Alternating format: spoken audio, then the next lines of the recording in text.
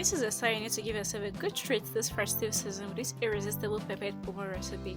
It's super easy to prepare and it will leave you longing for more. So without waste of time, let me show you how to prepare it.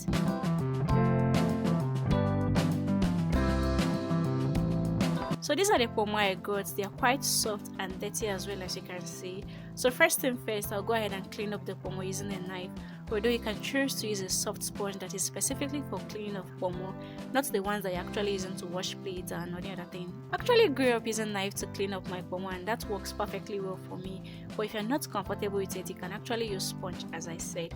I know there've always been this argument if kpomo is actually healthy or not. Yes, kpomo is less in essential nutrients like vitamins, protein, minerals and the like of it, but it still contains high amounts of collagen, which helps to support skin elasticity and joint health. The healthiness of your kpomo is actually dependent on the processing method. Overly smoked or improperly cleaned kpomo can actually be very dangerous to our health, so you need to pay close attention to these things whenever you want to purchase your kpomo. Don't buy the ones that are overly smoked, and whenever you come back home, ensure you rinse it up with clean water and salt. Then clean your kpomo very well before you proceed with the cooking process. So guys, our kpomo is properly cleaned already. I'll just go ahead and rinse it up with clean water and salt. Okay, here is the final look. As you can see, our kpomo is actually very clean, as I said. So I'll just go ahead and cut it into small bite size.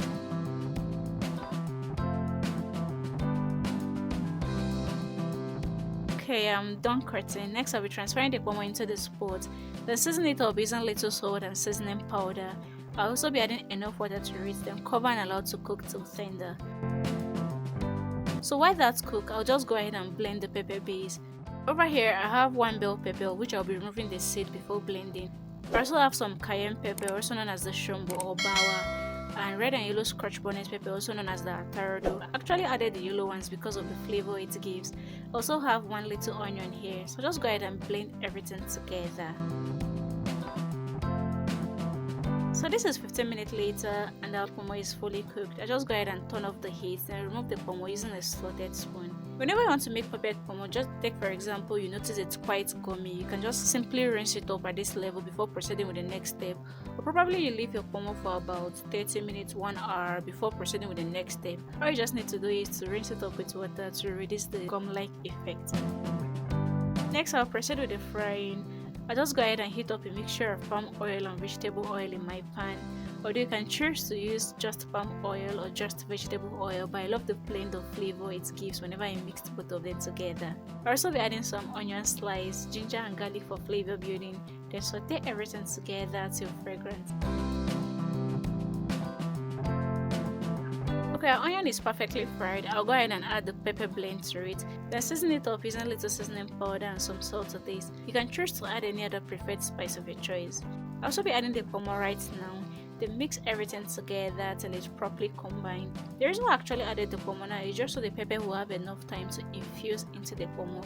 Remember, we're actually making peppered kpomo, so the pepper has to marry the kpomo very well. So I'll be covering my pan now and allow it to simmer on medium heat. So this is 5 minutes later and our peppered kpomo is gradually coming together.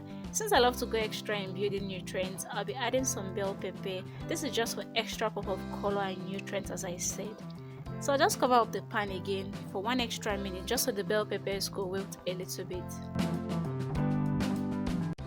So guys, this is after 1 extra minute and our peppered kpomo is pretty much ready. You can go ahead and enjoy this as a side meal or as a snack with a cold drink with friends and loved one. If you're actually salivating at this level, just know it's time for you to recreate this recipe. Thank you very much guys for watching. Please kindly subscribe to the channel if you haven't. Like, share and leave me a comment in the comment section. See you all in my next vlogmas. Until then, do remember to always eat healthy and stay healthy. Bye!